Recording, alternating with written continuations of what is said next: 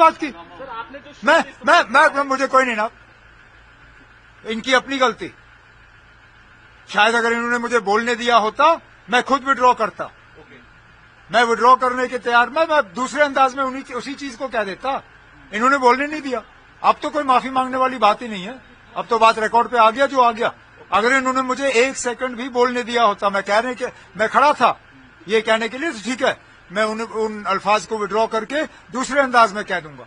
लेकिन जब इन्होंने बोलने नहीं दिया तो अब कोई माफी मांगने वाली बात ही नहीं है। मैं किससे, और वैसे भी किससे माफी मांगू ना? जो असेंबली में हमें मुल्क की बात कहता है, आइन की बात कहता है, अंबेडकर की बात कहता है, और खुद 26 जनवरी के फंक्शन में पूरा टाइम बैठ नहीं सका। ये हमें देशभक्ति की सबक सिखाने वाला एलओपी, मैं उसके बगल में बैठा हुआ था, पूरा टाइम तो बैठ नहीं सका। आप लोग थे वहां पे, आधे टाइम के बाद उठ के चले गए, और हमें यहाँ देशभक्ति का वो है सबक सिखाने वाला। पहले खुद समझाए ना, आप फंक्शनों में बैठ नहीं सकता और यहाँ नेशनलिज्म का हो हमें लेक्चर सुनाना शुरू कर जाता है। धारा को लेकर उन्होंने कहा कि धारा 370 हटने के बाद आप मजबूर हुए हैं कि उसको फैसिलिटेट। अब कोई मजबूर नहीं है। अब हमने कब अमरनाथ यात्रा को फैसिलिटेट नहीं किया? कश्मीरियों ने हमेशा जो है अपने कंधों पे यात्रियों को लेके गुफा तक पहुंचाया।